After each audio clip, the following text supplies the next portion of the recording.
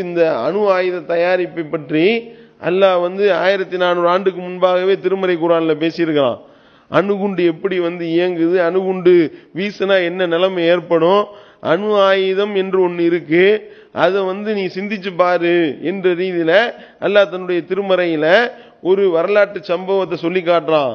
அலம் தர கைஃப ஃபஅல ரப்புக பிஅஸ்ஹாபில் ஃபீல், யானை படையினரை என்ன செய்தான், உன்னுடைய இறைவன் எப்படி ஆக்கினான் என்பதை குறித்து நீங்கள் சிந்திக்க வேண்டாமா? அல்லாஹ் கேள்வி கேட்கிறான். என்ன செஞ்சோம்?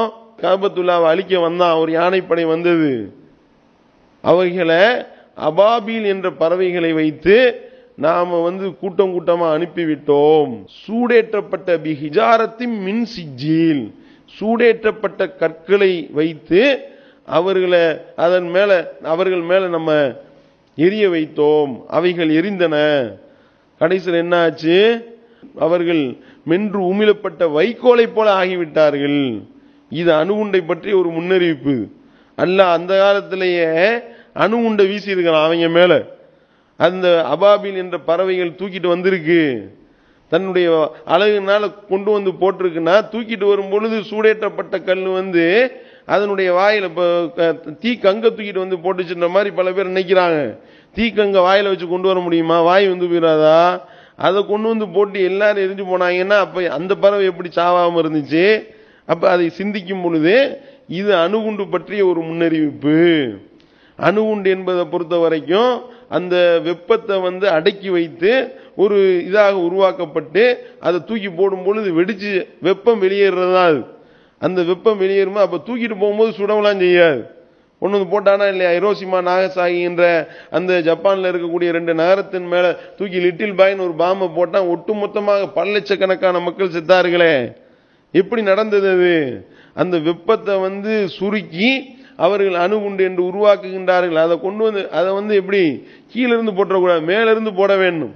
அல்ல அப்படி அபாபில் என்ற அந்த பறவைகளை பொயிரன் அபாபில் அல்லாஹ் பேசுறான்.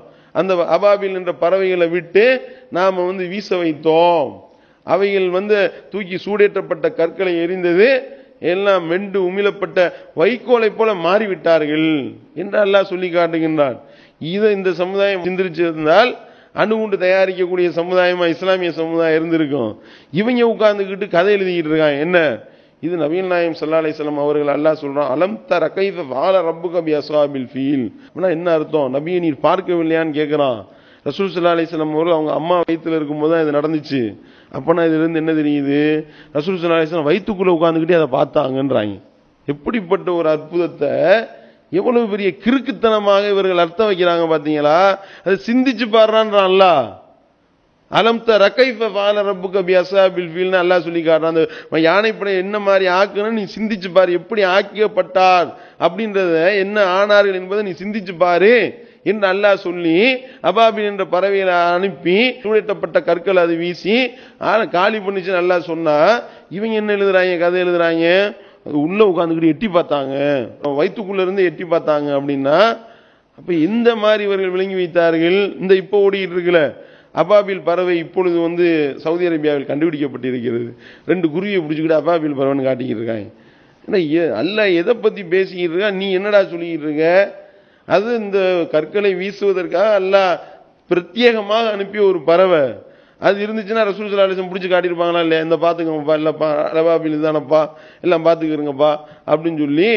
சரி, இப்ப அபாபில்னு அதை போய் சொல்லிக்கிட்டு இருக்கியே, அப்ப அது வாயில அணுகுண்டு இருக்கா செக் பண்ணி பாரு, சொல்ல முடியுமா? ஏன் இந்த கிறுக்குத்தனம்? நீ இந்த மாதிரி கட்டுக்கதை அள்ளி விட்டேன்னா அந்த சம்பவத்தையே போயிடும். அதை கேட்கக்கூடியவன் இருக்கா இல்லையா? இந்த மாதிரியானதான் நிலைமை ஏற்படும். என்னப்பா அபாபில் பறவைன்றீங்க, இத்தனைக்கான ஒரு சிட்டுக்குருவியை பிடிச்சிக்கிட்டு அபாபில் பறவைன்ற, அப்ப இந்த பறவை தான் அணுகுண்டு போட்டுச்சான்னு அவன் கேட்டான்னா, இப்ப போட சொல்லி என்றான்னா என்ன ஆகும்? எவ்வளவு பெரிய பின்னடைவு இது! இந்த கிறுக்குத்தனம் எதுக்கு உனக்கு? அல்லாஹ் சொன்னானா இதுதான் அபாபில் பறவை என்று அல்லாஹ் வகி அறிவிச்சானா? அல்லாஹ்வுடைய தூதர் அவர்கள் சொன்னார்களா?